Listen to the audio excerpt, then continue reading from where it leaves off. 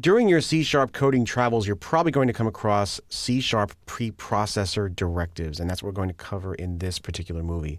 The preprocessor is what its name implies. It does some pre-processing of the files before the compiler actually goes and looks at all the code and compiles the application. The preprocessor directives simply give instructions to the compiler, which help the compiler do its job before the compilation process actually runs.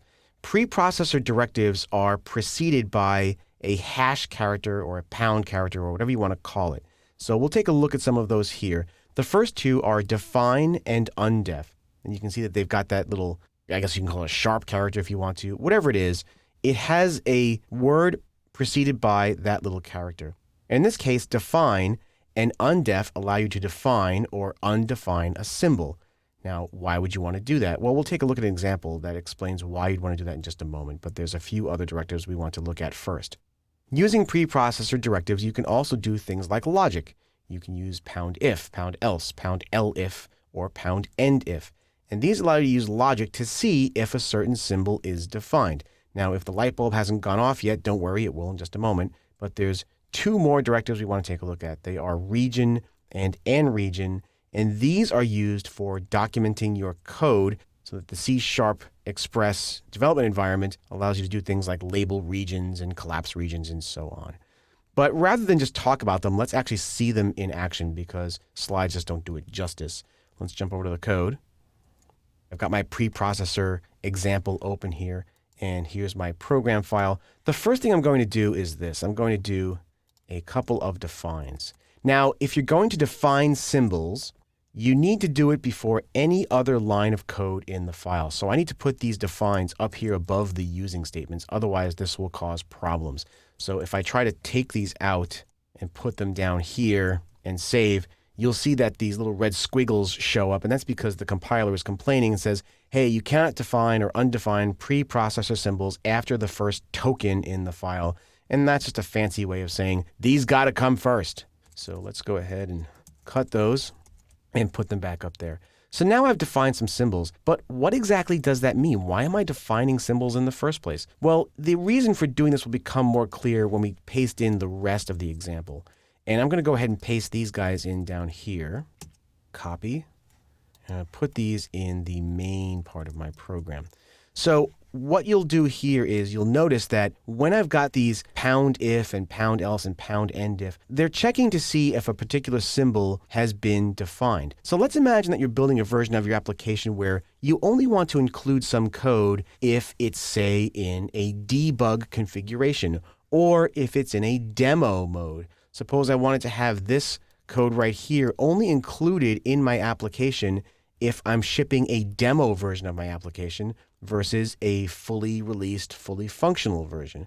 Well, in that case, I can simply change this from debug code to demo mode or whatever it is that I want. You can see I've also defined a Joe symbol here. I can make up whatever symbol name I want. Now, what's going to happen is the compiler's going to come across this logic and say, pound if debug code. Okay, well, if there's a symbol named debug code, then the code that's in between this pound if and pound else is going to be included in the compilation process. And code that does not meet that logic test is not going to be included. And you can see here on line 18 that this code is in gray. That's because the compiler is going to ignore it. I can just write things, there's not even code in here. Watch, no red squiggles, right? Why? Because the compiler is completely ignoring this code. It's not meeting the logical test to see if the debug code symbol is present. Let me go ahead and delete that. So now if we build and run, let's just do that really quickly. Build and run. I'm going to hit F5. You'll see that the lines of code that met the logical tests of those preprocessors was included in the application, and they are executing. So let me hit return and get out of here. Now let's go back up to the top. What I'm going to do is I'm going to take out this pound define for Joe. Okay, and I'm going to save. Now watch. Notice how the line of code that's inside this pound if, pound endif section for the Joe symbol went and turned gray. That's because I've gotten rid of the Joe symbol, and this line of code is no longer relevant because this logical test on line 20 no longer evaluates to true. Similarly, I can get rid of the pound define debug code, and you'll notice that The line of code that used to be included in the compilation process when debug code was defined is now gray, and the else condition is now being included. So this right line right here, it says this only gets written out in non-debug code is going to execute. So if I run this now, you'll see that that line of code is getting executed where the other lines of code are not getting executed. In fact, they're not even included in the program. If you were to disassemble this code using a disassembler, you'd notice that those lines of code aren't even present in the final application. Okay, so let's take a look at one more preprocessor directive, and that is the region directive. What I'm going to do is copy this right here, #region. I'm going to put that in front of the main, and then I'm going to copy the end region, and I'm going to put that below the main function right here. Now, when I save, what that does is it tells the C# compiler that this is a region of code. Now, this doesn't affect compilation. It's really just for documentation, because watch what I can do now. Over here in the C# Express IDE, I can click on this little collapse button, and you can see that it collapses down. And the text that I've included after the region declaration here on line 10 is what gets included in that little label. So I can collapse that down, and you can see now that all that code is hidden. So if I wanted to just collapse my code down to make it easier to read, I can separate my code into different regions and then expand them and collapse them as I see fit. Now, if you're coming from other languages such as C or C++ or Objective-C, you'll probably see sometimes these preprocessor directives used to define constants. And you'll see the #define directive used to define numbers and so on. That's not the way things are done in C#.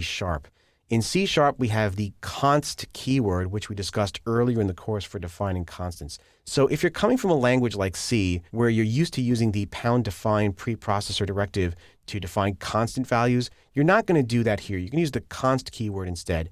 Here, we're going to use the #define and #undef and so on, just to affect the way the compilation happens.